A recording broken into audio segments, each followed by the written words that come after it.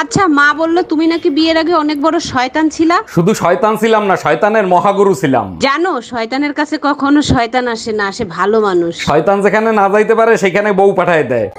हम इसका पति है। हम এই পাশের বাড়ির ভাবির ছেলে হয়েছে, তার চেহারার সাথে তোমার এত মিল কেন? দেখো, আমারে সন্দেহ করবা না, আমি কিন্তু ভাবির ধারে কাছেও যাই নাই। আরে তোমারে সন্দেহ করতেছি না, ভাই 2 বছর ধরে বিদেশ, ভাবির বাচ্চা হইলো কি করে? এখন ডিজিটাল যুগ, অনলাইনে কত কিছু হয়।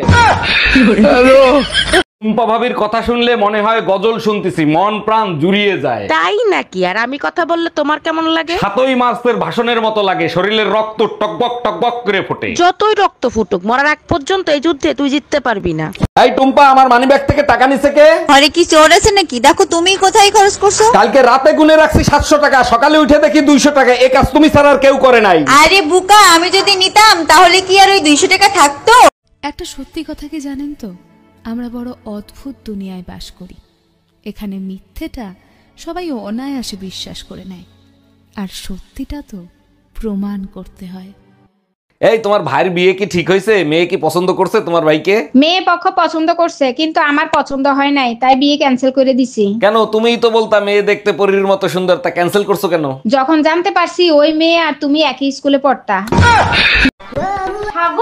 তুমি প্রতিদিন বিকেলে হাঁটতে আসো, তোমার বউ তো আসে না? আসলে আমার বউ গ্রামের বউ তো, তাই।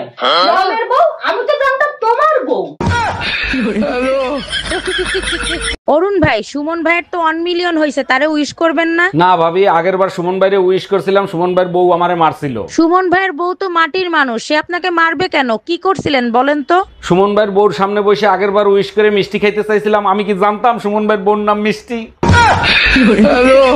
এই যে শুনছেন? জি ভাইয়া, কিছু বলবেন আপনি? আমি আপনার রূপের আগুনে জ্বলে পুড়ে ছাই হতে চাই। ও মাই গড, তাই নাকি? 100%। তাহলে ছাই হয়ে যান, সেই ছাই দিয়ে আমি থালা বাসন মাজবো। আচ্ছা ঠিক আছে। আমি কোথায় যাব কি না যাব আমি কি সেটা তোমাকে বলবো? আমার যেখানে ইচ্ছা আমি সেখানে যাব, সেই জবাব আমি তোমাকে দেব না। আরে ও ম্যাডাম, আমি আপনার বর না, টোটোওয়ালা।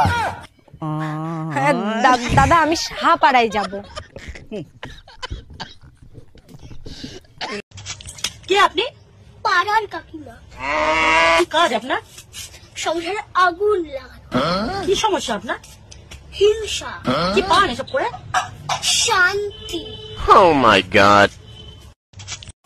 ডাক্তার ম্যাডাম, আমি শুনলাম আপনি নাকি রোগীকে দেখে তার রোগ ধরতে পারেন। যেমন ধরুন আপনার দিনকানা রোগ হয়েছে, আপনি দিনের বেলা চোখে ঝাপসা দেখেন। রি বাস, আপনি জানলেন কি করে? কারণ আপনি দেখেননি, বাইরে বড় বড় করে লেখা আছে এটা পশু হাসপাতাল।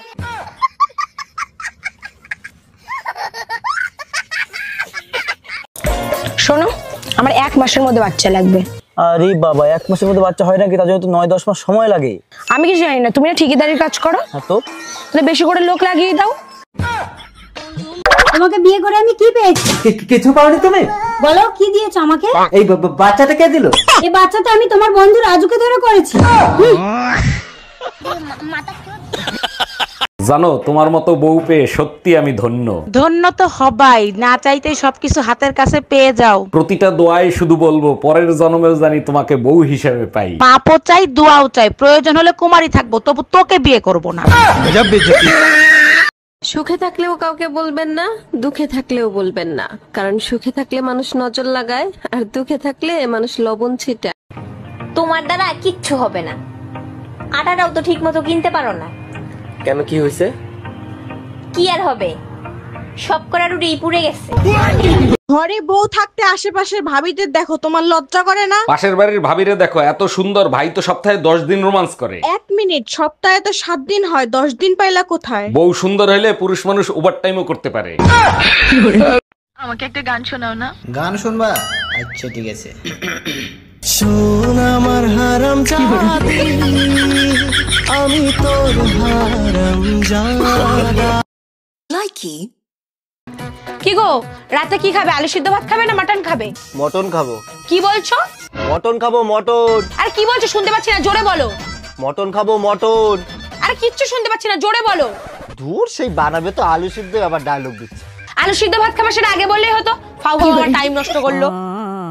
চলেন ভাবি, আপনি আর আমি নির্জন কোন স্থানে ঘুরে আসি। না বাপু, আমি যাব না। নির্জন জায়গায় একা পেয়ে যদি কিছু করেন। আরে ভাবি, আপনি আমার উপর বিশ্বাস রাখতে পারেন, আমি কিচ্ছু করব না। কিছু যদি নাই করেন তাহলে নির্জন জায়গায় যে লাভ কি? এই, তুমি আমার বান্ধবীরে কি বলছো? রাগ হয়ে চলে গেল, ডাকলাম শুনলো না। আচ্ছা, আমরা যখন চা খাই তখন যদি কেউ আসে তখন আমরা কি বলি? আসেন একসাথে চা খাই। আর যখন ডিনার করি তখন কি বলি? আসেন একসাথে ডিনার করি। আমি শুয়েছিলাম, তোমার বান্ধবীর বললাম আসেন একসাথে ঘুমাই। এই তোমার বংশে নাকি সবার 2টা করে বিয়ে, এই কথা তুমি বিয়ের আগে বলো নাই কেন? বিয়ের 5 বছর পর বউ মারা যেত, তাই দ্বিতীয় বিয়ে করতে, এটা আবার বলার কি আছে? দেখো আমার ভয় করতেছে, তুমি আবার দ্বিতীয় বিয়ে করবা না তো? তুমি মরো না সেটা তোমার সমস্যা, তোমার জন্য কি আমি বংশের মুখে চুনকালি বা খাবো? ভাবি, কিছু মনে না করলে একটা কথা জিজ্ঞেস করি? আরে না, আমি কিছু মনে করব না, বলেন। কদিন ধরে দেখতেছি আপনি ছাদে সকালে চুল শুকাতে ওঠেন না, কাহিনী কি? আপনার ভাইয়ের ছুটি শেষ হয়ে গেছে, সে চলে গেছে তাই। বলেন তো, ভাইয়ের জায়গাটা আমি নিয়ে নিই। ভাবি প্রতি মাসে জুতা কেনে কি সাধে? আচ্ছা, তোমার মনে আছে সিঁদুরদানের সময় ব্রাহ্মণ কি মন্ত্র বলেছিল? বলে দেওয়ার সময় পাঠা কি আর মন্ত্র শুনতে পায়?